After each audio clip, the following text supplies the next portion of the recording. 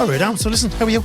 I'm good. I'm good. Thanks all good. All good. Thanks for the invite for a chat. We should really have some points of Guinness or something. I'm telling you, we should do. Yeah, whiskey. You know what? Whiskey. Hey, Dan, next podcast in Gibney's, right? Sponsor boy. So listen now, for anybody who's watching this, maybe they've lived under a rock or whatever for the last few years, roll back a little bit. Give us a little bit of a background on yourself for those listening. Right, so long story short, initially in school, thought I was going to be an electrician, which in hindsight you probably should have been. We had a fella come in sixth year, and he said, "Look, come to the army." So I said, "Man, I want to go to the army." So I said, "Why don't I go to the army and be a Sparks in the army?" So at 16, you had to commit to 8 years. Yeah. So 8 years when you're 16 is half your life, and so I shit myself. So I said, maybe that's not for me, but going down the fitness route was always something that I really loved. Yeah. Used to be the captain of the football team, played soccer for years, and then I just realised I wanted a job that I enjoy. Yeah. So I got into coaching. Started off coaching at a very young age. I was lucky enough to get a job in total fitness when it opened. I remember when I did my leaving cert, I think it was only maybe 2-3 weeks after. Yeah. I walked up to Total Fitness in Clare Hall, and I walked in, and I spoke to the manager, and he said, we're taking applicants, just send your CV in. We don't actually have a qualification yet. He said, no, when you start in college, September, this is June or something. He's like, you can't. He said, I'll tell you what I'll do. I'll give you a job as a leisure attendant. Okay. Now that is exactly what it says. It's a leisure attendant. It's like someone that sits in the bathroom and your tissue. No. So what I did was I did every donkey walk. I did the whole job as a fitness instructor, if you want, without having my qualification. But I was paid £1.50 an hour. So I remember that clearly. And I did 4 hours. And when I was working there during the summer, then I started college. So I was there for a couple of years, and then I went down to Westwood. I was in Westwood for a number of years, and I ended up getting up onto the management team. So I was managing Westwood for a good number of years. And then I realised, we had 10,500 members. Yeah. We had 7 indoor tennis courts, as you know, how big the gym is. Yeah. And as a young lad, I was like, this is just cookie cutter. It's just a one approach for everybody. Yeah. And not to slag Westwood off, just gyms in general. Their approach is to their attrition, to not lose as many people as they're gaining. Yeah. But their focus is more on gaining people than retaining people. So I just felt the discrepancy. When you're in the gym manager, you're looking after, my job was to look after the staff initially and the classes. We had 110 classes a week. 110 classes a week. So maintaining that as a program director and maintaining the staff and the standard is extremely difficult. But you're looking for members to enjoy the facility, to have a great experience. And when you've been let down by the car park, when you've been let down by the toilets, when you've been let down by the customer service, when you're let down by the membership team, it doesn't have a good ethos across the whole company. So for me, it was something that I felt it was more of a membership. It was more of a numbers game than it was a fitness endeavor and wellness. So went off to study physical therapy. Then I went down the function medicine route. Then I worked with Charles Poliquin. As you know, I travelled around teaching with Charles for many years. And I just decided to do my own thing. So we set up the Irish Strength Institute with John Connor and Steve Moore. And I've been doing that. And, oh man, it's a mix of other things. Like, listeners, I have a company in Azerbaijan. I train Olympic wrestlers. That sounds gas. Like in Azerbaijan, who says that? Yeah. We've got a place in Portugal. We've gyms all over Dublin. It's like, we do a bit of everything. Happy days. So I'm not an expert, but I've probably made more mistakes than a lot of the listeners. So if anyone can learn from my mistakes, I'm here to help save you some time and most importantly, save you some money. So here's one for you. So when I built my second gym, the first ISI gym, I had a gym before that.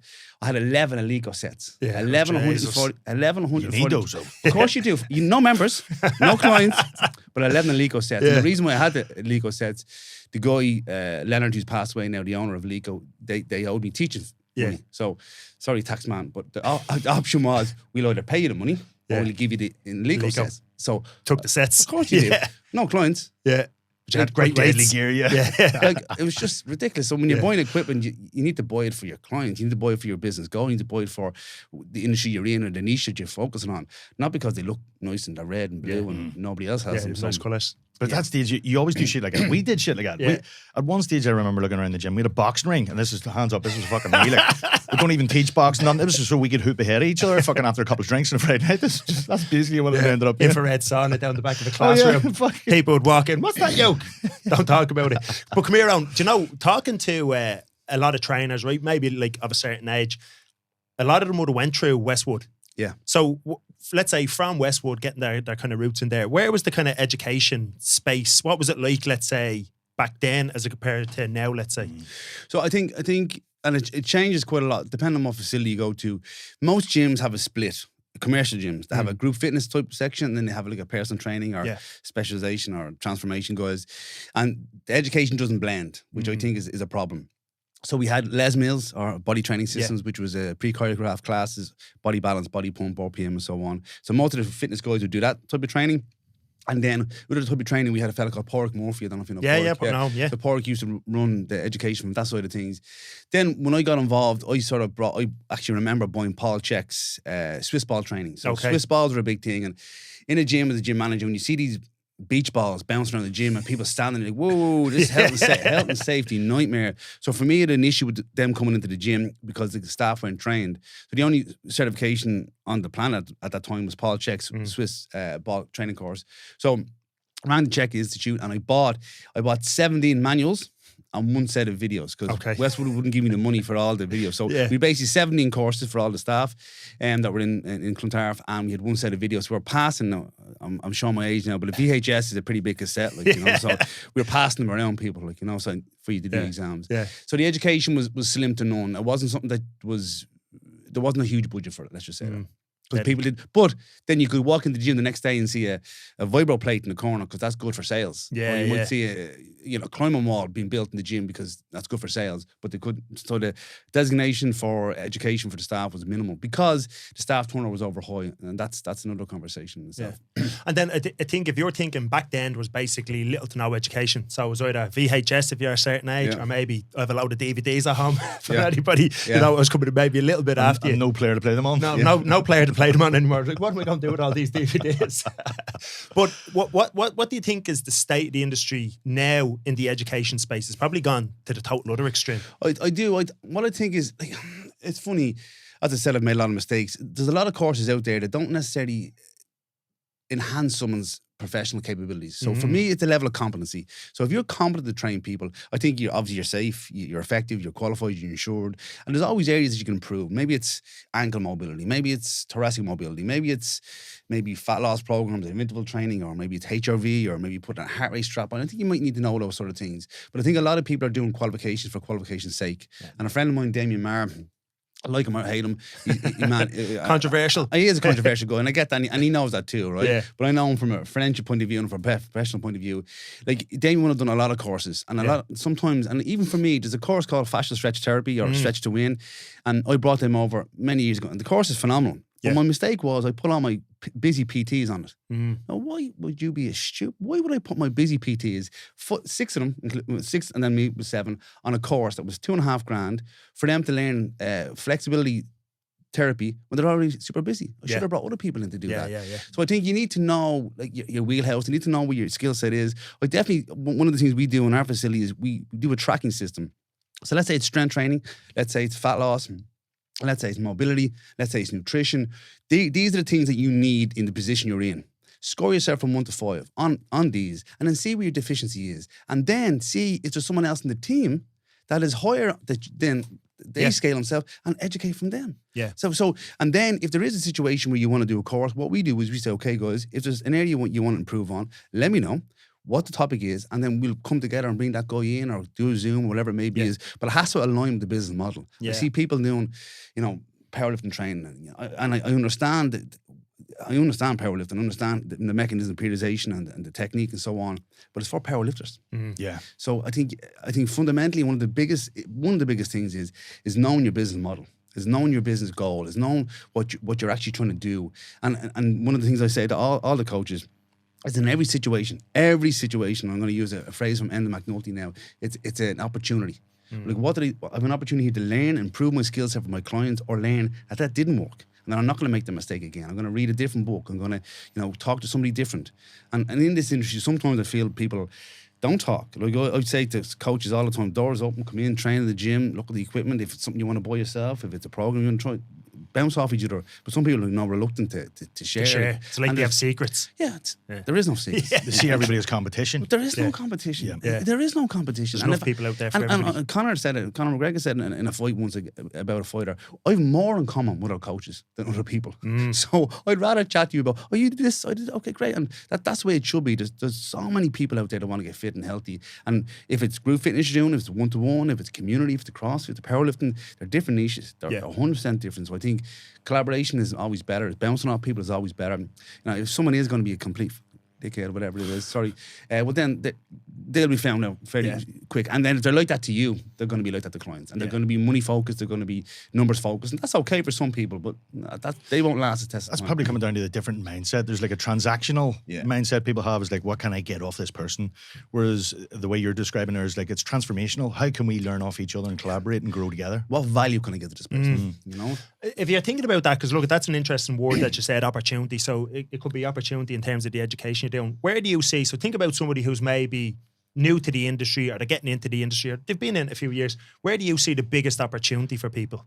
So this is the thing. So when I was, as I said, I was in total fitness first. So when I was in total fitness, when I was in college, they said you have to do work placement. I said, it's all right, guys. I'm already working in the gym. No, you can't do that gym. So what? Okay. I'm working, I work every weekend. I work Wednesday and Monday in the gym. I'm okay. No, you can't do it in that gym. I was like, fuck. So this is what 99, so 1998. I was like, what am I going to do? Yeah. So I knew some powerlifting friends of mine. So I reached out to them and said, listen, I want to do work experience in the gym. So there's a gym off Parnell Street. I'm going to say Hercules, was it? No, lower Brunswick Street. It was underneath an underground. So it was a garage. Yeah. There was a car wash underneath it, and then the gym was underneath. Okay. It was just full of bodybuilders, and bouncers, and Sheamus, the WWE guy. Okay, at the time. Stephen Pry was training there. I remember. Wasn't Pinnacle, was it? No, no, I do know Pinnacle. It's going to come to me. Yeah. But I remember going in to clean the showers, and there was just a trough. Just a trough with one shower that he'd pass down to one another. One guy asked me to spot him, and I couldn't lift it. In the shower? No, the spot in the gym, right? Yeah. So, and he starts squatting, and blood starts coming from his ears. Oh, shit. I was like, this is fucking freaky. You couldn't do chin-ups because the ceiling was so small. You had to kneel down to do chin-ups. But the reason being is I did that because I wanted to get exposure to it. And I met some friends there, and I'm still they used to go in. There's no mobile phones back then. Yeah. You just put your wallet on the reception desk, and everyone would keep their wallet there. But I was out in town, I'm drinking. I'm going, that gym off the gym. Get the Lily Bordellos in here. But as you do. But the fact is, you need to, now there's so many gyms. Like in a stone's throw, we could go to a CrossFit gym, powerlifting gym. Go to these gyms, guys. Yeah. Go join for a month, go for 2 months. Talk to the trainers out there. Ask them to go for coffee. How do you like your job? Is it all that it looks like? Because people think fitness is all fun. They don't think about doing one client at 5 o'clock in the morning, having a 2-hour break, training someone at 11 and 12, then having lunch off, then training someone at 8 or 9 o'clock at night. They see the fun component and, I'd be in the gym all the time. Yeah, the last thing someone that's in the gym 12 hours wants to do is stay on and train. Let me tell you that. Yeah. So I think we have an opportunity now to maybe go to those gyms. Talk to those people. What are they earning? What are the hours that they're doing? What do they find, rewarding in the job? What do they find fulfills their life? But if you don't know what's going to fulfill you now, you can't just get a job. Like I have a friend of mine who was a chemist, studied for years to be a chemist, then went into him and, man, this is boring. Yeah. And left. Yeah. Like studied for years to be a chemist and said, this is horrible. I hate this. So go to gyms. Any gym that owns his ward will let you come in, do a placement, even just take the fellow coffee. Take a trainer for coffee and say, look, what's good about the job? What could I do to get a level up before I start the job? Or is it even for me in the first place? Yeah. But I don't see that. Yeah. So it's really about getting exposure and kind of dipping your toe in the water, for want of a better expression, isn't it? Yeah, but you need to know what you want from it. Is it money that you want from it? If it's money you want from it, it's going to be a challenge at the start. I think a lot of people go online early, think they're going to make more money. And in my humble opinion, I think that's flawed. Mistake, big time. Now, I chatted to one of our guys in the gym, and he did a program with a coach that I know over in the UK. And I know why he's gone mainly online because of his business model. But a lot of people say, you're going to make thousands online training.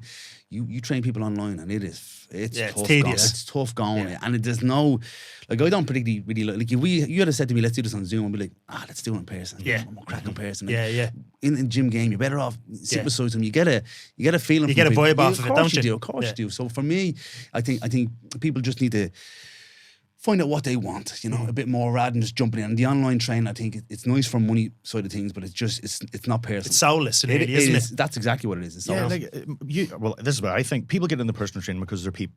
Personal. Yeah. They love the personal bit in it. They don't want to be behind a desk. That's the reason I get into it myself. So then there you are starting training somebody in the gym and you're getting the direct feedback from fuck, my coaching cue work. This is awesome. I'm loving it. Seeing your client do their first chin up. Take me away now, put me behind a computer and make me send me programs. It's like, what the fuck did I just turn my dream job into a desk job? I think people have different expectations and don't really see the reality behind that and are sold into the, I'm going to make millions of money. It's like, but are you actually going to love that? You're going to be happy with it. And then making millions. I know guys that do make a lot of money. I got guys that have a friend of mine has a gym in Monaco, and he had a few trainers working for him, and they go off now and they're just traveling around with these guys, training them. It's training one guy. They're making good. You know, so it's. I think you need to get as much exposure as you can to different aspects of the fitness and wellness industry and find out what suits you. And then align yourself with someone that's doing it well. Like who is out there doing a job that you would like to aspire to? And that may be in Ireland, that may be in Canada, you know, and I just think people need to do, as a business mentor of mine said, do your due diligence.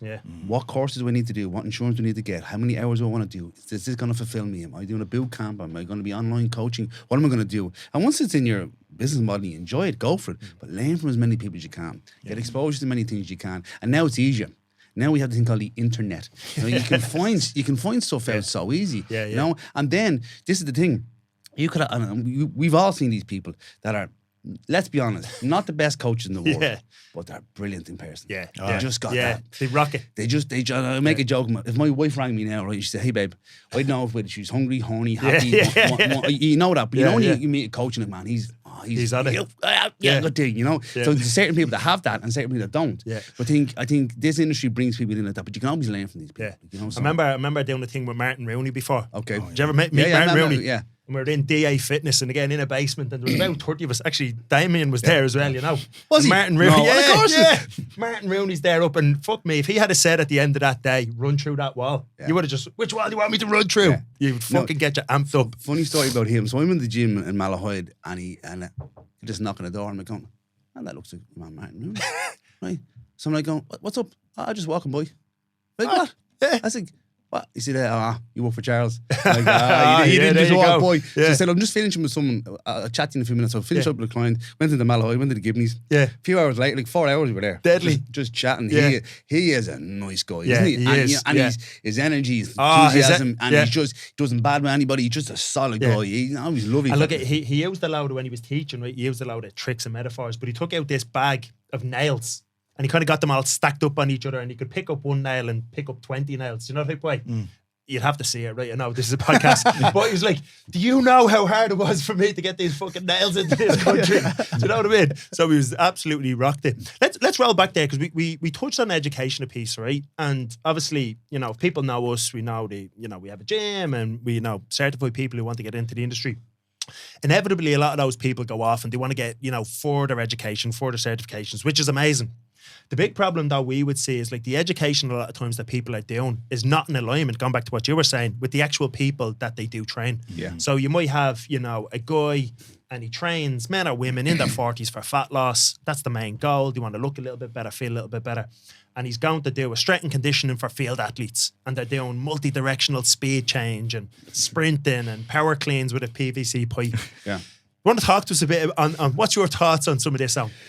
So the biggest issue that I have, that when you do strength and conditioning, you're doing strength and conditioning for a sport. Now, Ian King has a big talk on strength and conditioning and how it was an issue, the National Strength Coaches Association. And then it became the National Strength and Conditioning Association. So even the whole phrasing of it. So when you're dealing with an athlete that has to improve their strength, whether that be relative strength, absolute strength for a sport, and then there's conditioning, i.e. endurance, fitness, capacity, whatever it may be, that's not necessarily the clientele that you're dealing with. So I ask trainers in nearly every seminar we run, tell me what you do 80% of the time. So their goal is, I want to learn how to train athletes. Well, are you going to make money from that? So a friend of mine, Barry Solon, he's a strength and conditioning guy over in Arsenal. Who's way out beforehand. If you want to get into the high level strength and conditioning, there's certain routes that you have to go. These other courses are not necessarily the way to go. And if you do want to go down that road, you have to do placement in maybe younger academies and so on. But to learn strength and conditioning, to then force it on clientele that are looking for general health, mobility, fitness, strength, is not the same. So one of my pet hates is, if we went to bodybuilders, we went to powerlifters, we went to CrossFit athletes, we went to athletes in general, and they all use strength and conditioning as their modalities. Just because you're using barbells and dumbbells doesn't mean you have to train like them. So because we use the same implements, we're going to use the same principles. It does not work like that. Periodization, delayed period transformation, the SAID principle, the overload principle, reversibility, it's all specific to the person, not your modality of training. So my major issue is that people are doing certification courses for their ego, not necessarily for the clientele, not necessarily for the business model. And if you think of it, one of the most expensive things that you can spend in life, and this isn't me, is time. Yeah. So your return of investment in your time. If you spend a weekend course away from your family, friends, you invest time and money into that certification, does that make your business model more robust? Does it make it more agile? Does it build your team? Does it build your communication skills? Are you going to be a better leader because of that? If you find that your missing link is maybe you conditioning teams in the weekend in your facility, by all means do your certification, and by all means there's some really good courses out there. However, does it fit your wheelhouse? Does it fit your business model? Is it going to develop your team? Is it something that you can transfer over? Now, there is some good courses out there, and then there's some horseshit courses out there. So I think a lot of people need, again, I'm going to sound like I'm repeating the wheel. Has someone else done that course? Yeah. Okay, ring them. Yeah. I'm sure if I contacted you and said, give me one of your last graduates, I'm going to ring them now to find out if this course is worth doing. No problem. Yeah. But other people may not be that willing to do that because they just want the money. So if someone has done a course and they say, you know what, that course was amazing, well, let me talk to that person. What was good? What was bad? What was different? What did you do it again? Bam. Okay, let's do that. Have you taken that information and put it into your gym? Well, actually, no, because none of my clients can do agility drills. Oh, really? Why? Because they come in the door saying, can I do some ladder drills? No, they don't say that. Yeah. They come in saying, I want to lose weight. Let's be honest, guys. It's fat loss. Most of this is fat loss. Yeah. It's fat loss, it's longevity, it's health, it's anti-aging. And sometimes it's like people, I say, okay, this is the magic wand. I take my fancy pen out. I say, this is my magic wand. 3 wishes. Well, I want to lose weight. I want to be happy and healthy. See, I'm on blank pen. See, look that's at that. He's okay. fancy pen. He brought that with him. I'm not saying my name's on it, but okay. But the fact is, that's what I say to people. But they prioritize fat loss, then their health, and then their energy. Yeah. So you can flip that around. So I think there's loads of different ways of getting fat loss for people. But in every, and this goes for every program design, anyone, if you wrote down a program that you did with your last client and you passed it to a trainer, any other trainer, would they be able to tell from that exercise prescription what the goal was? And there's just a lot of random stuff in it. Okay, maybe it's just a random session, I get that. But any other coach, any other trainer should be able to see your program and know what the goal was from that program. Then in that program, it's called exercise prescription for a reason. But prescription to that client won't be the same as another athlete. So it has to be specific to that person, which is lost in translation with online training. It's lost when you're following another business model from somebody else, or an F45 or any one of those, reproducible, replicatable programs. Every exercise should have a progression, a regression. It should be individual to the client, individual to the goal, to your facility. I see people saying, well, what if you don't have a Nordic fall? Can you do this? Hang on a second. A Nordic fall is a massively hard eccentric loading position on a female. They may not should be doing that. Or what if I put bands around this person, getting to do loads of chins? Well, can they hold their body weight force? So that comes with years of experience. So I think there's opportunities for coaches to go out there, see what people have learned from the course, see how they've implemented it in their business, see if it aligns with their business. But I think just do your due diligence and lean on somebody else. Don't expect to know everything. Yeah, and I think, look, for anybody watching this, no matter who they are, or a young coach, I think very often I'd say to people, listen, do you really want to train athletes? Like, really, really want to train athletes? Because look, you said it there. If you want to be training the top people, especially in a team setting, you probably have to go and do a degree, after your degree, a master's, maybe even after your master's, a PhD, PhD, sure. just to get your foot in the door. And you're probably talking 15 years. Yeah. To get through all that. So somebody might look at that and go, well, actually, no, I don't really want to do that. So we go back to the opportunity. Who's the pool of people left? And if you look at it, it's like if only 80% or 20% of the people in the country go to a gym, that leaves a lot of people that don't have a place to go to. And I think a lot of the reasons there is because a powerlifting gym or a CrossFit gym or a bodybuilding gym probably isn't appealing to the average Joe walking down the street. That's not to say anything bad about those. No, they're all great. Yeah, but you're right there. So Deloitte every year do, I think it's called an active life report. Have you seen this? Yeah, I've seen that, yeah. So Irish people are big into fitness. They really are. But all over Europe, we have more people going to bespoke gyms than going to big commercial gyms. So like the Virgin Actives or the Fly Fits or the Fitness Force or all these big chains, we've more people in Ireland going to separate gyms like a GA club or CrossFit club or our types of gyms because they want more attention. They don't want to just be a number. Yeah. So that's showing you that the industry wants people to go above and beyond. And as I said to people, the extra mile is never busy. What else can you do for a client? Listen to them, get more mobility or more strength or more fit, whatever it is. But I think in this industry, particularly in Ireland, the niche is out there. But and I say that because we have guys that play rugby at a high level, soccer at a high level, GA at a high level. Fellas coaching them are not making big money, and they're probably not even doing it full time most of the time. You've got another gig on the side. 100%. And then you're diluting yourself. So because your passion, your fulfillment is going to be strength and conditioning, it means that you have to sacrifice your family the weekends, sacrifice this, and you do another job to be able to do that. Yeah. So I think in Ireland, there's not many, I'll be corrected, please let us know. I do not know, personally, I do not know that many full-time strength and conditioning coaches in Ireland. It's probably, do you? No, it's probably the 4 or 5 rugby teams, provincial ones, maybe some of the GA, maybe, and that's about it. And look at what their schedule's like. Many people they're dealing with. Yeah. So then the education really is what you're saying is the gap here, because what could be really good coaches coming out of their education, they're hugely underprepared for the people that they find themselves encountering then, aren't they? Yeah. So that's the gap then. They come out thinking they're going to train all these athletes. They're going for these strength and conditioning courses, and then they meet wee Mary. And they're like, what the fuck do I do with her? What do I do? I'm going to break her. But if we were looking at that, right, and kind of thinking, then you're thinking somebody who's starting out, if you think about like the general population client, the average person out there, and again, you said it, they want to lose a bit of weight, they want to feel a little bit better, have a little bit more energy, and maybe tone up or have a little bit of muscle or a bit of definition, you know. And I know tone up is not the technical term, but that's what they're going to say to you. If you're thinking about assessing these, somebody's coming into you, what are some of the big rocks? And we don't have to get right down into the minutiae. What are some of the big rocks that you think are important for people to be looking at? From an assessment point of view. Yeah. So first of all, I don't like that word assessment. Okay. The minute you say assessment, you're coming in as a physio. Okay. So when people come in, what are you ultimately doing? If I'm looking at this correctly, when someone comes into any one of my gyms, I want to know what I can and can't do with that person. Yeah. So what movements I should and shouldn't do with this person. Or, what's that trainable menu, let's say? Yeah. Well, what exercises are going to be in their library and what are not in their library. So I do movement analysis. I see how they squat. I see how they hinge. I see how they do a plank. I see how they do an overhead press. I see how they do a row. And then based on their ability to do those movements and their coachability, and this is the thing, for the guys out there, I'm sure you know this, but there's 2 levels of neuromuscular coordination when it comes to movement. You have intramuscular coordination and extramuscular coordination. So one is like the muscle gets better, and the other one is the muscles around that muscle come better. So more synchronization. So a lot of people can't move correctly because they haven't been shown. Yeah. So maybe they're different learners, maybe they're different cues you give to this person. So how I screen initially is I do a movement screen, and that I do exercise. I do you want to call it 10 exercises that I want this person to be able to do, and I feel they can't do them from a range of motion point of view, from a strength point of view, from a technique point of view. I regress the exercises and then progressively build them up during the program. But when you start assessing people, then you say, okay, well, this sagittal plane hamstring or this hip rotator or this internal rotator is an issue. It could be an issue, but it could be so many other things going on. And Stu McGill, I attended with Stu McGill many times, and he has this quote he said to everybody where people come to see his office and see him assess people. So he goes out and meets them in the reception, he walks them into the room, sits down and says, okay, my assessment's done, you do yours now. They're like, what? I seen how he sat, how he stood up, how he walked, how he sat down. He sets it up like his living room, doesn't he? You know, exactly. Yeah. So I think when someone comes into you, your goal is to say, okay, what can this person do? What exercise, the risk to reward ratio? Is a snatch going to help this person? And the majority of the time, the snatch isn't the answer. I can make a joke there, I won't. Right? So it's generally not the answer to most problems. Is even a squat, is a back barbell squat an option for this person? Probably not. And this is the thing. And people say to me about functional movement.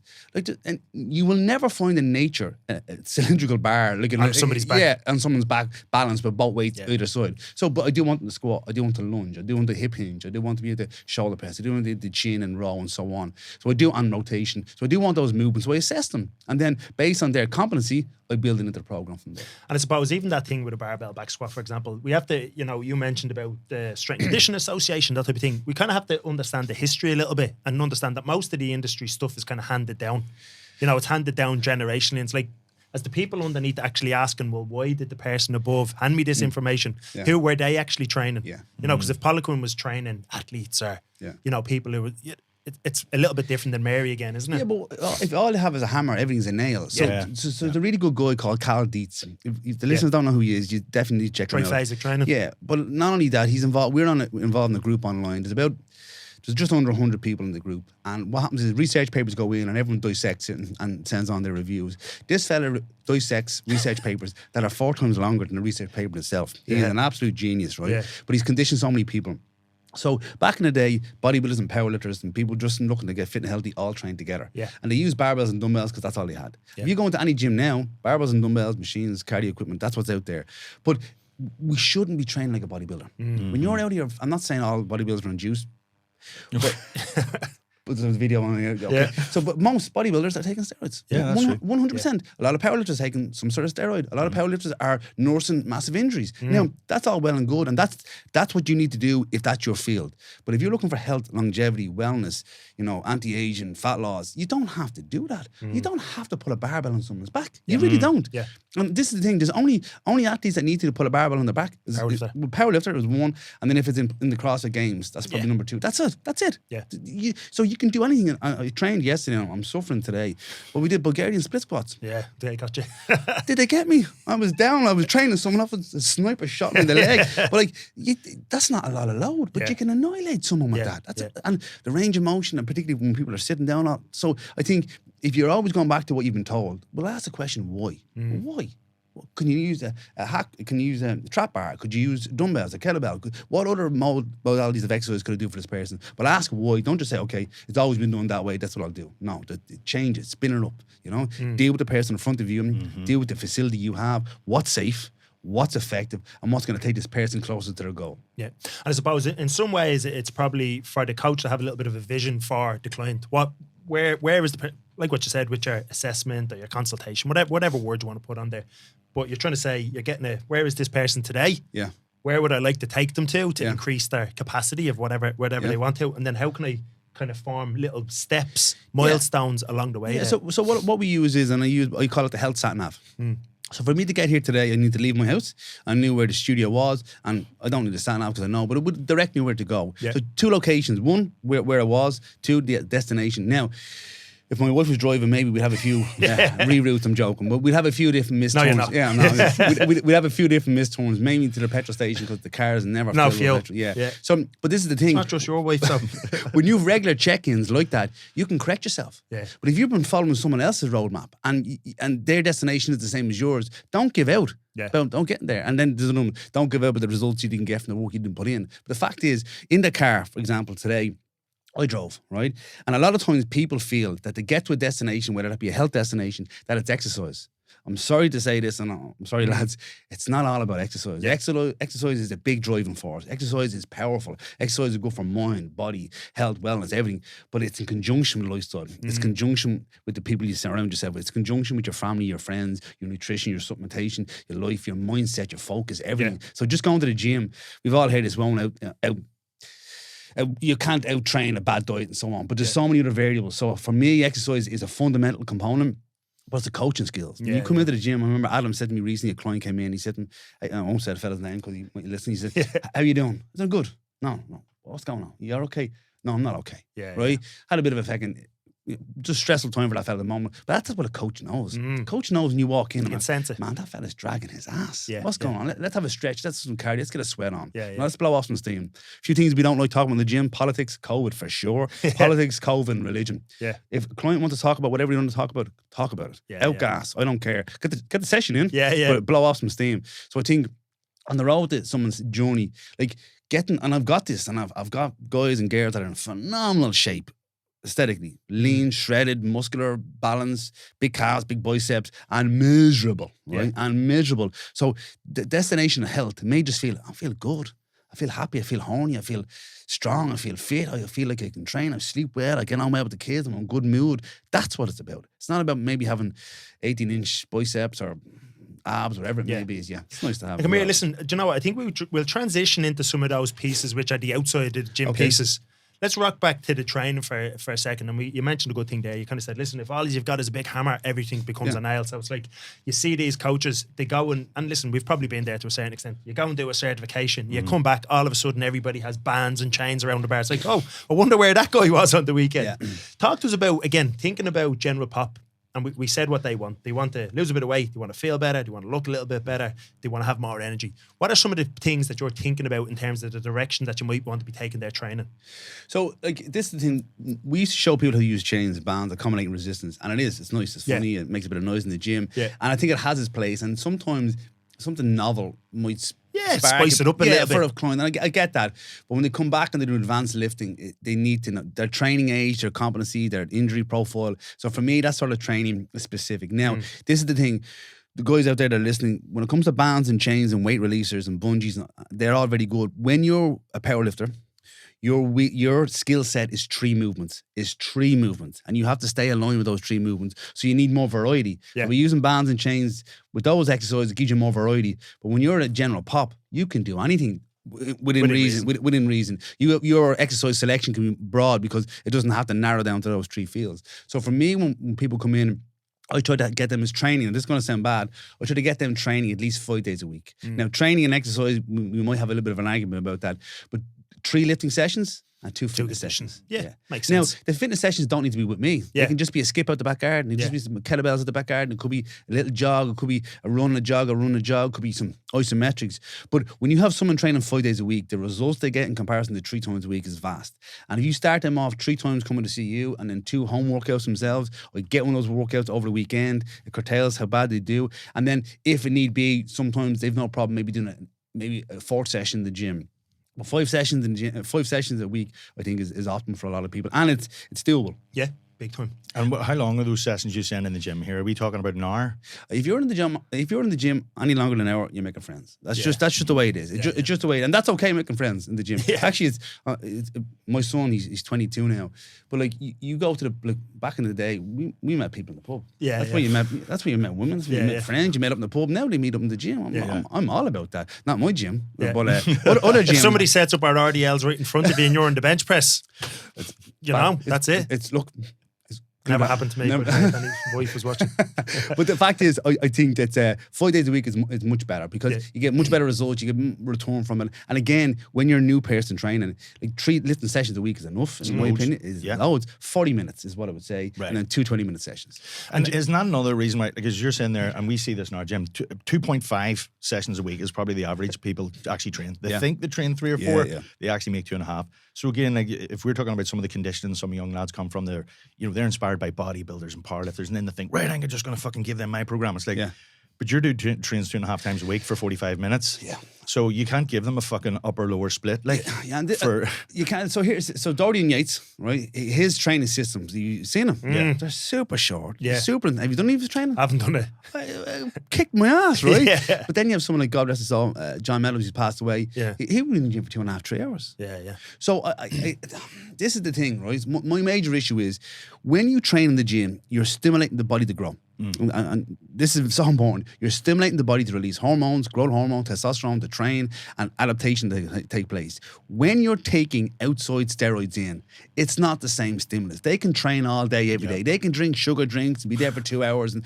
all that sort of stuff, where other people can't do that. Not only can they not do that from a time point of view, but they will not get the same results hormonally, metabolically, muscularly from training stimulus that goes on over an hour. It's just not the same. So for me, 40 minutes of hard training 3 times a week, and then 2 additional cardio sessions, they could be intervals, whatever it may be, will get massive results. Yeah. It's about recoverability too. They can't recover from that kind of stuff. So it's really about what can you actually do, get a stimulus from, and recover from. Yeah. So I consult for a tech company, and we have a lot of soldiers that we look after. So we have a Apple Watch, and we have our own little app, and then we use the Whoop as well. But HRV, so when you train, you dig a hole, right? Yeah. So when everyone trains, they dig a hole. But there's so many things you're doing every day, and let's dug a hole. Yeah. You're stressed with the arguing house. With your wife because she can't follow sat nav. There's no diesel in the car. She's Ireland's too big. But all these things. No room on the sofa. I'm sitting on the footstool in the corner. But the fact is, so many things that people don't realize that are draining their batteries. So like in your iPhone, your phone is draining from sleep, from dehydration, from stress, from jet lag, from accounts, from work, and then you train, which is another stress. Mm-hmm. So I think we need to be selective about the amount of volume that we do. The intensity can be high, but the volume, i.e. the time that you train, has to be controlled based on your as you said, your recoverability, your trainability, your HRV scores, your whatever it may be, but you need to be able to train correctly, because you're not recovering, you're just digging a bigger hole. And the body, and this is the thing, man, like, let's think we're fairly simple creatures, but listen to your body. Every man out there listening now, their body is telling them, my knee's not feeling good, my low back's not feeling good, I'm fucking sharting all the time. Sure. So there's always something going on that men don't listen to. Yeah. So training and not listening to it is not good. If you're not feeling good from a mental health point of view, if your low back is at you, if your muscle mass is going down, or your fat mass is going up, or you're tired all the time, or you're snoring, or you're dehydrated, or you've got brain fog, listen to the body. That's like you saying reroute, that needs to be corrected. Maybe you reach out to somebody, maybe you tighten up this nutrition, but listen to the body. If your car was smoking If your car with all the red lights are on, my wife doesn't look at the red lights, but the lights are on the car, stop. Fix it, but don't keep driving, because if you keep driving, you're going to cause a bigger issue. So I think exercise, again, is a big driving force. But again, it's seeing if the volume of your training, if the intensity of your training is complementary to your direction where you're going, or it's actually hindering you. I think as well, like, you know, over the last few years, so, you know, there's all different skills of thought out there in training. And at the end of the day, it's like, listen, how much work did you do? How consistent were you? What can you recover from?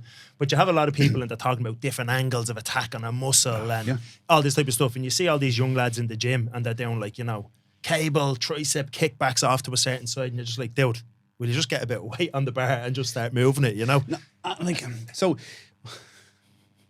trying to be selective on this. Does want to be controversial? No, I don't want to drop anyone's names, but I see people doing that. Yeah. I see people going, okay, see this bit of rotation, get the single arm, and you get that muscle contraction. Yes, you get the contraction. Yes, you get the feeling. You know, I do think what bodybuilders do focus on is the muscle activation in the movement. And I think that's essentially important to get that agonist contracted for that prime mover to do his job. I think ballistic movements, which are more sport performance related, where there's a lot of dynamic movement, is less muscular related. However, if you're taking steroids, you don't need that muscle to be under load, under stress for it to grow. So the nervous system controls all your muscular system through the motor units. So motor units tell the muscles to switch on. And for the guys out there, I'm sure you know, you fast twitch muscle fibers and slow twitch muscle fibers. You need what's called an MMUA, so a maximum motor unit activation, in order for a training response to take place. And what I mean by that is, that's the rep that you think you're not going to get. That's the rep where you go, oh shit, this is fucking heavy. Now, that could be 1.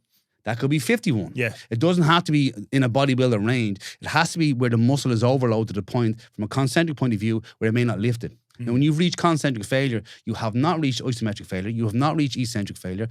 There's people out there saying, oh, you always need to have reps in reserve. I understand that, but if you have testosterone in reserve, you've growth hormone in reserve, it's not the same. Yeah. You have to challenge the body in order for it to adapt. So for me, yes, there's different angles. Yes, there's different, biomechanics, position you can put in different grips to get the muscles switched on. But sometimes you just need to lift. You just need to train hard. Now and again, I'm not saying lift super heavy.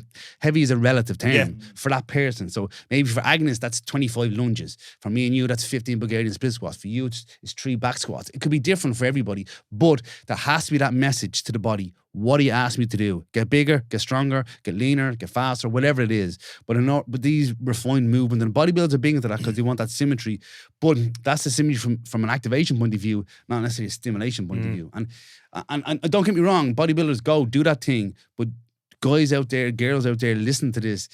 That's not going to put the size on. If you haven't done that meat and potatoes, it's that whole old school thing. You've got to earn the right to isolate. But you've got lads going in, starting off on these movements, just like, right, you can't even do a push-up, bro. And that's not to try to be a dickhead, but it's like, he's 17 or 18, he's listening to this guy online, he can't do a chin-up, he can't do a push-up. It's just like, he's not going to be able to recruit enough muscle to grow anything anyway. And there used to be this thing, like, you shouldn't be able to even do arm training unless you can do this with the chin. And I get that, and then there's wrist size and all these things, but people just need to train hard, train consistent, and listen to their body. But isolation exercise, I think they definitely have their place in the rehab setting, they definitely have their place in a refinement point of view, but people just need to train that bit harder. Really, truly. Because the clients we deal with don't have 3 hours to fanning around. They don't. Right, so we've got to be selective of what we do, make sure we're getting the most stress and response out of that, and being time efficient at the same time. Exactly. So we're not wasting their fucking time. And that's it. Like, they come to the gym, they're not looking for, maybe some guys will come looking for big biceps, but they're looking for the results, and we need to give them what they want at the end of the day. Big time. And again, like, that kind of segues nicely into, we kind of covered that training piece of the puzzle, and you kind of mentioned that with this kind of health navigation system that we're talking about, there's a lot of those pieces of the puzzle that don't happen in the gym. It's outside of the gym. And probably one of the biggest is going to be nutrition. Yeah. So now we could probably sit here and we could talk till the cows come home on nutrition. But if you're thinking, again, for the average man and woman on the street, or for the average coach, trainer who's trying to help these people, what are the big rocks that you need to think about? So this, when it comes to nutrition, I'm just going to say, in the car, if you want to call it, I call it exercise, nutrition. It'd be mindset, supplementation, and maybe some sort of medical issues that could be going on. Some people say, oh, I'm a hard gainer. Man. Yeah. Actually, it's a funny story. The Beyond Brawn, or Brawn book, was Stuart McRoberts. I read it when I was young. And in it says 20 reps of squats. That's what you need to do. And a load of milk. Loads of milk, right? And pullovers after you're exhausted. So I did it. And I don't know if you've been in that Total Fitness before, but I did it when I was 20, I think it was 100 kilos. I wasn't deep squatting, let me tell you that. I did the 20 rep squats, and then my name got called and I need to come, and I fell down the stairs because the owner was coming in. Anyway, so some people feel like, okay, it's nutrition, I need to load up nutrition. If you load up your nutrition, you're going to get fat. Right? So I think everything needs to be aligned together. You need to train hard, you need to train consistent. A few things when it comes to nutrition is, people think, oh, well, if I can eat any food. For me, not necessarily calories isn't necessarily a calorie. For me, it's about quality food, eating real good food. I think protein, is something that people need to have.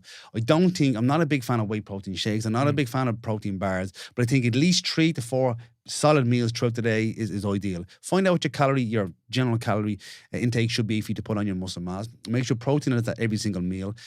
For me, I think some people, of all the macronutrients out there, carbohydrates is the most variable. I could eat carbohydrates and put on fat. Adam eats carbohydrates and he stores it really well. So some people have a better insulin sensitivity, a better storage. We call it nutrient partitioning. Some people are better able to take nutrients in and compartmentalize it. Like, use the car analogy. I have a car, so it's a rental. Not a rental, it's a loaner because my car is getting serviced. But it's a hybrid car. So it jumps in from electric mode to petrol mode. We do the same thing. We go from sugar burning to fat burning. And some people are very efficient at burning fat, some people are not.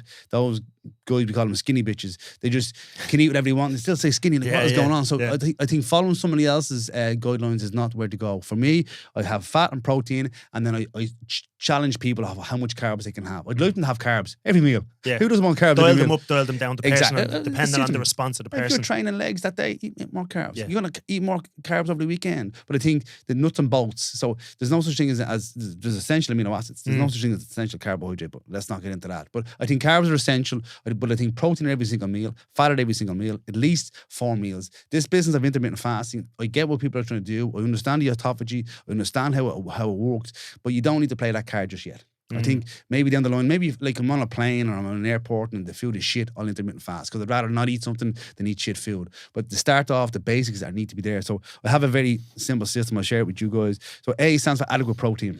We all need adequate protein. How do you know if you're eating adequate protein? You're maintaining muscle mass, the training that you're doing without losing muscle mass. B is you balance your fats. Too many people are eating way too much processed fat. So we get the trans fats out, we get the good olive oil, avocado oil, we get fish oil in there, we get vitamin D in there. C is we control and cycle carbohydrates. Your carb intake is reflective to your body composition, your training, and your goal. If you're an athlete, I don't care. You need to fuel for your performance. So that's the difference.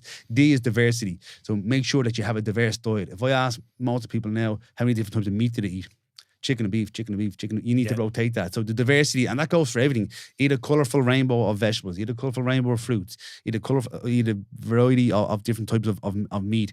And then E stands for elimination. I've yet to find one coach, one trainer, one client that we don't need to take something out of their diet. That could be alcohol, that could be weed, that could be cocaine, that could be loads of different things. So that's A, B, C, D, E. In that order. In that order, yeah. We go to the cocaine last. Yeah. Listen, that's actually class. And again, I think what a lot of people listening to this, although that is a simple approach, it's not simplistic. Yeah. There's a lot that's actually gone into that from a thought perspective. And a lot of people listen to that and go, oh, yeah, I heard that before. And it's like, but are you actually doing it? Yeah, and this is the thing. Someone sent me a video of some fella from Mullingar did a video to Paul Check. Have you seen that? Yeah. No. So he was comparing a Big Mac to an avocado and said the exact same thing, whatever, right? No, I get that, but it gets clickbait, whatever. But the fact is, so food, and this is the thing we talk about calories. And sometimes people, when they talk about calories, they talk about macros down. But one thing they don't talk about is micronutrients. So all food is broken into macronutrients and micronutrients. And from doing lab testing constantly, people are magnesium deficient, they're vitamin D deficient. So when you eat real food, there's less chance of that happening. So I'm not saying everyone needs to take supplements. I'm not saying that at all. I'm thinking I would love never to have to take a supplement ever again.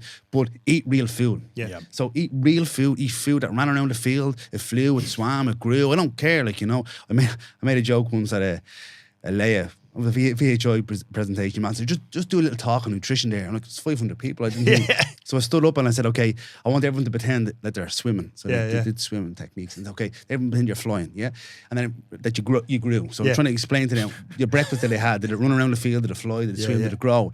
And then I made a joke saying, you've never seen a Red Bull, a tree, have you? Yeah. Or a Monster Bush. Yeah. I mean, Oh. whole room went crazy. Yeah. It's not exactly what, it's not Wasn't like the audience. Wasn't the audience. Monster Bush. Yeah. I have seen many. But the fact is, I was trying to get them to understand that when you make a decision and when you open your fridge, the decision was already made because the food is in there. So I've never seen a fridge go shopping. Yeah. So you put the food in there for your 7 meals, 7 days a week, 3 meals a day. So set yourself up for success. Make sure the food is real, and then assess yourself, saying, okay, is my weight going up or going down? But don't all just choose on weight. Is my focus, is my energy, is my well-being, my sleep, am I all blocked up, am I shit myself, am I farting all day? What's my skin like? And then that's okay, this suits me. Yeah. I've got guys telling me they're not eating whey protein. Every protein, you go into Tesco's, you go into Garage now, how many protein bars do you see? Yeah, it's fucking Everything everywhere. is. I've seen people, and it's, these influencers, and this is kind of the stuff we're combating because that's really sensible, easy to understand information.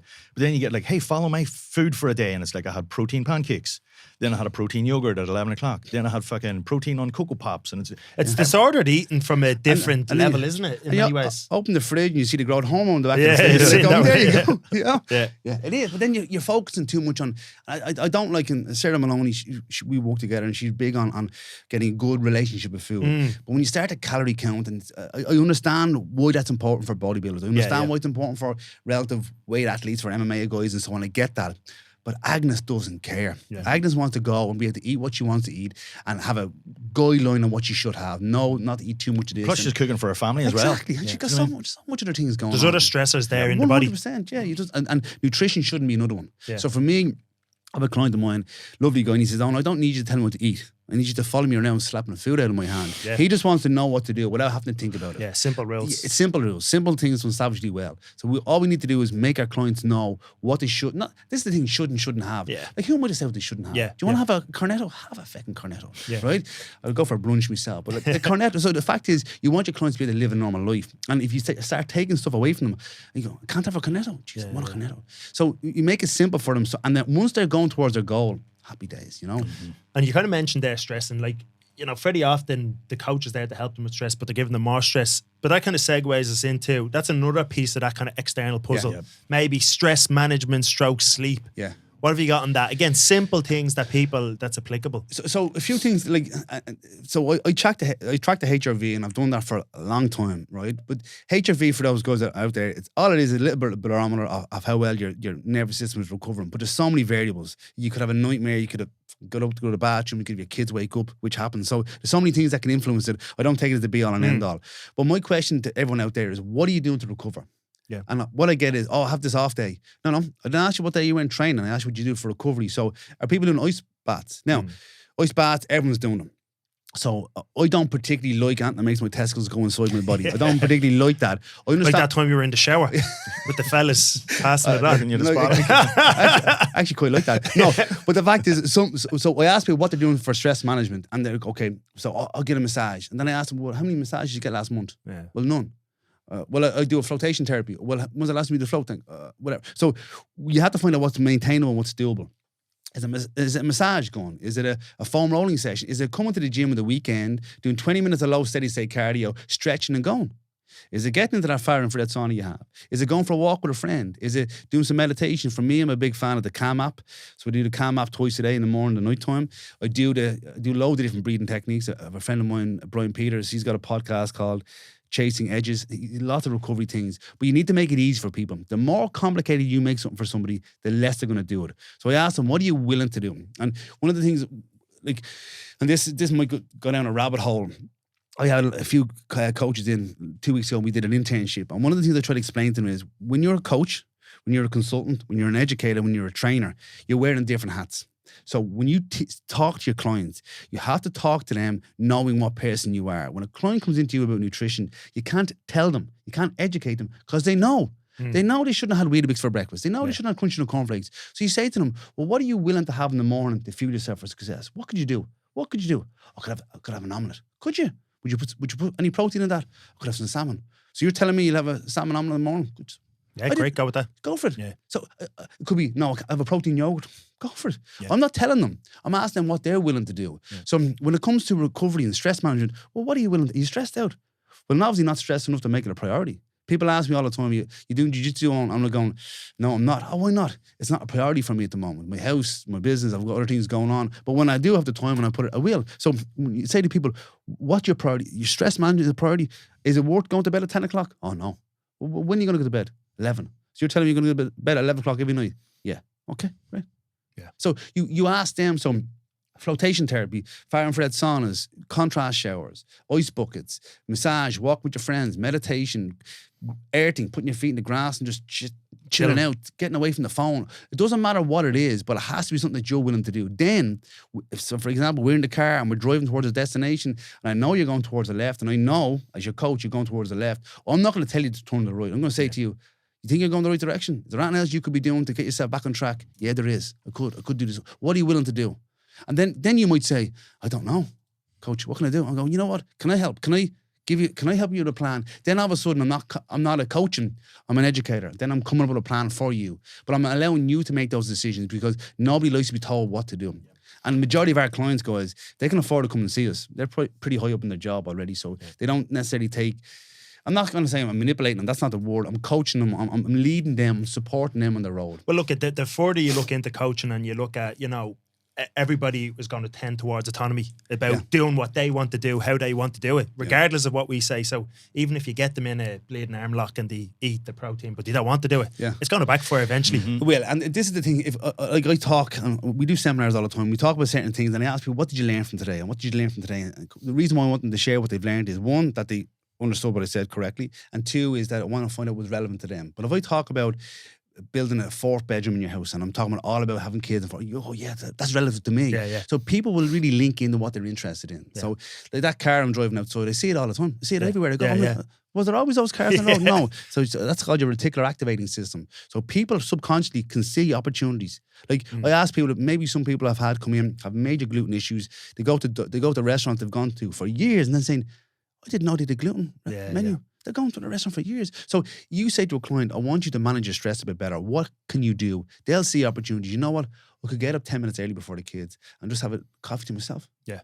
So I'm not reacting for the rest of the day. Or maybe what I do is when I get home, I don't park. We're at an apartment at the moment, but I can park outside the house without them seeing me. But I can't do that in the house. If I could pull up outside the house and I'm on the phone, they're going to come out and knock on the window of the car. So for me, I park around the corner, I do my 10 minutes of meditation, then I go in. So then I'm in daddy mode. I'm not in boss mode, I'm not in trainer mode, I'm in daddy mode because you walk in. You can turn off, you can switch off. 100%. You come in, I'm texting people on the phone, answering emails. Kids are going to say to me, who's this fella? What's going on? You're supposed to be the fun one. I am the fun one, by the way. So when I come in, so you have to compartmentalize it. So have you ever seen a football player run onto a pitch, putting their boots on and tightening their studs or putting their socks on? No, they come out ready to perform. So when you're in your job, perform. And one of my pet hates is that when people wake up in the morning, they check their phone.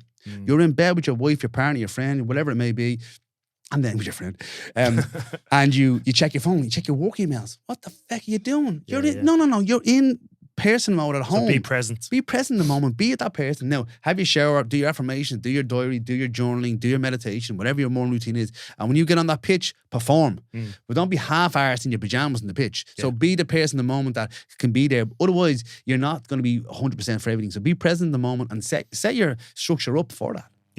Come here around. I want to then kind of, we might get into a little bit of a controversial one here, but first off, right?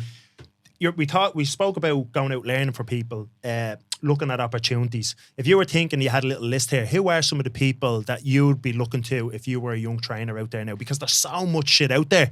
It's hard for them to distinguish. You see some lad, he's fucking got the abs and, 1 million followers, and they're like, oh, he must know what he's talking about. Who are some of the people that you'd look to? Well, see, I get this question all the time, people looking to get into the industry, and what do they do?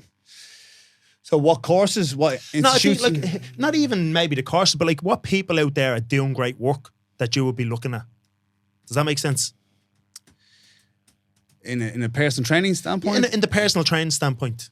Who would you be looking to? Because you said like earlier on, you were like, hey, listen, go and find out who's doing what you want to do and learn from them. So who are some of the people out there that you would recommend people look to? And that's a cool, but I'm going to use a quote here. I don't focus on the competition. I focus on, no. But like, this is the thing. Like, even if they're not in Ireland, it could be anywhere. So you mentioned Carl Dietz, who's doing personal training, semi-private training? What gyms out there would you go, they're doing it right?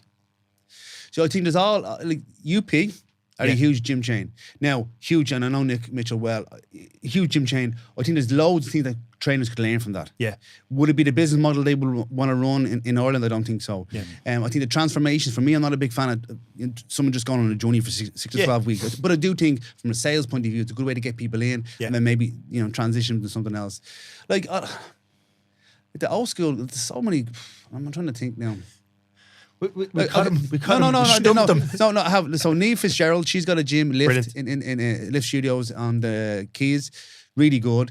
I've never heard anything bad about you guys ever, right? So I'm gonna. Oh, thanks, man. No, but you know what? One thing I would say is you gave me like one of our best teammates, and I say team members because he basically runs a gym. Adam, he's the best guy you've ever had. Sound lad, and he's solid, and he is training with you guys. One of the things I do find you guys have always been focused on pushing people afterwards. Yeah. It's not just the course is done, off you go. So I do think from an education point of view, I honestly find that there is other certification courses out there similar to yours, to a certain degree, but I've never felt, from my opinion, you get a license to begin your journey. Yeah. I think you have to qualify people on your courses. So if people did your course and didn't go on afterwards, I don't know whether the reflection on you guys or whether reflection that person didn't grab the opportunity that they had. Other gym trainers that are out there that are good. Like I hear good things about abs, but they're more on powerlifting. Yeah. There's one in town. And I hear good things about bike row ski, but again, that's a sort of a franchise thing. I don't know whether that's delivering. Eden One, nice. I'm hearing good things about Eden One. I think, but that's more of a facility than a staffing point of view. Don May runs that shit, don't I? So like, I find it hard. Like there's so many different gyms out there that like. You're talking about professionals or facilities? It could be either or, It's just giving people something to look towards because, again, for a young coach coming out, they nearly have to see it in front of them and then you go and grab it. And again, it's not to say you're copying people, but you're modeling success. Yeah, and if you can see successful people, it gives you something to aim towards. Like you mentioned that lady about nutrition. Yeah, Sarah Maloney said Drew Hennessy's got a gym in Concealy, not too far from me. No, Drew. And Drew does really well. I think for me, some people are doing like not many facilities. Like we're lucky, we purely maybe 99% do one-to-ones. Yeah, and I don't know many facilities that just do pure one-to-one. No, it's kind of the industry's moved away from it a little bit, hasn't it? It's more semi-private, more than anything else. And those guys, like I had an opportunity to recruit some staff for a gym chain in Saudi Arabia. Yeah. And I found it really hard to get good staff, right? No, it is hard. And even reaching out to gyms, it's challenging, like, so hand on heart, I obviously have to say my gyms, so I'm going to say that just out there. But I would say if anyone's out there looking to do a course, go to a gym, a local gym, go to any one of my gyms, no problem, you're welcome to come, talk to people about what they're doing and what you want to do. But is there any gym out there that I would say is leading the way? I don't know. Yeah, it's tricky. It's probably because it has to really align with their vision of fitness too, doesn't it? So it's 100%. like, there's things you can learn from all these gyms, but you have to take what's kind of useful and then see does it apply to the people you want to train and the way you want to train them. Yeah. There's a guy I'm chatting with at the moment, he's got a gym in Baldoyle called Hooked. Okay. And Keith's a very accomplished professional boxer and now he's gone into fitness training. But he finds it very difficult to bridge that gap from boxing to... He doesn't understand why don't they want to do it the way I train. But this is the thing. So he's again he is the class are brilliant. Yeah. But again, you have a lot of facilities that have really good coaches, but sometimes may not have the business structure to bring it on. Yeah, and that's the hard thing. But listen, it might be easier for you to answer this one. Is there anybody out there, or maybe it's not even a person, maybe it's a way of thinking, or it's a particular style of training or something like that. Yeah. Is there anything out there that really fucking gets you going? Yeah, that you hate. Yeah, go for it. One of my things that like I've pretty much from my whole career been open to everything, right? To a certain degree, not the showers, right? No, not the showers. Open to most things. So like we've done powerlifting, Olympic lifting, calisthenics, animal flow, you name it, we've done it. When you go to a facility, I in my opinion, when the goal is general pop and the goal is clients, you should know what the facility does. The facility should deliver what you want. Yeah. So when you're pigeonhole yourself into strength training or fitness or interval training only, you're closing your mind off to the multitude of other things that needs to be there. Now, you may not necessarily do that. So when you see a professional, when you see any professional coach, any trainer who has a network, who has a faculty, who has a list of people that he can send, here's my osteo, here's my nutritionist, here's my flexibility guy, here's my person that helps with eating disorders, disorders. Here's my guy that helps with endometriosis. So when you're a real professional coach, you want your clients to get results. And you'll align yourself with people that will support them. You don't have to build your wheelhouse to do that. Like if you've got a lady coming in with and has an eating disorder, do you guys have someone they can send them to? You need that because that's going to happen. Yeah. And you don't need to necessarily understand what the categories are saying that person's the problem, but you can identify someone and say, you know what, I have this girl that specialises in that, or I have a girl that specialises in this. So for me, when I see a gym closed-minded saying our method is the best, red flag straight away. Yeah. We listen to our clients. We understand where they're coming from. So you could go to the gym now, Alan could be there screaming at professional MMA guys. You could be back later, he could be training an autistic girl. So and that's no exaggeration. That's the way the spectrum would go in the facility. And like actually, you've gone to the gym now, we've a whiteboard down the end of the gym, and it's all coloured in. So she colours in on the rest in it. Yeah. So, but then if you come back a few minutes later, this fella's throwing 100 kilo sandbags over the shoulder. So, your facility and your goal should accommodate the client. And if I go in and all you see in your facility is this is our workout of the day, I didn't say that. Then that's conformant, and that's okay. That's CrossFit is your destination, and if your destination is CrossFit, brilliant. But if your destination isn't CrossFit and something else, and then you start getting injured along the way, well, then you have to reevaluate yourself. And we do this all the time: performance reviews. What am I doing well? What do we need to improve on? And what can we do moving forward? And that goes with the staff. That goes with the clients. So, am I delivering the service that you want? Are we getting the results that you deserve? And if so, not what can we do different? But don't stop your journey and say, well, I didn't get there. That's your fault. No. Stop along the way. Stop. Are we going the right direction? Is there anything else I can do? Do you know your nutrition? How's your knee feeling? Do we need to specialise in that? What can we do? What can I do to get you better? Is it something that's in my wheelhouse? Is it something else? And when you do that, client, you will be busy for life. Client, you will be, and what my goal has always been, you've got a mechanic, you've got a dentist, you're probably referring them all the time. Oh, go to my guy. You want to be the go-to coach. You want to be someone that says, you know what, Owen will help you get there. And it might be with Owen, or I might be sending you to a different gym, might be sending you to a different doctor or a physio or a nutritionist, or maybe you've got an ulcer or something like that. But the fact is that when someone is invested in the client, not in their system, that's what shows excellence to me. And when they're constantly evolving and they're not closed-minded. A growth mindset. Amazing. Listen, if anybody was listening to this or watching this, if we're watching it on YouTube, where would the lads or ladies find out a little bit more about you? You probably have a few destinations. Well, actually, this is the thing. I'm 42 now, so I only joined social media when I was 40. Oh. Yeah. What was that? What's that about? You were hiding? I was having a midlife crisis, and I was sitting there going, I should probably join social media. So at Eoin Lacey Education is on Instagram, and then I have a website called OwenLaceyEducation.com. And some of those are courses for gen pops, more for trainers, and then we run courses on a regular basis. Amazing. Yeah. I'm highly recommended because we done the course with you way back. That was the old OG. The OG. Yeah. Well, long time ago.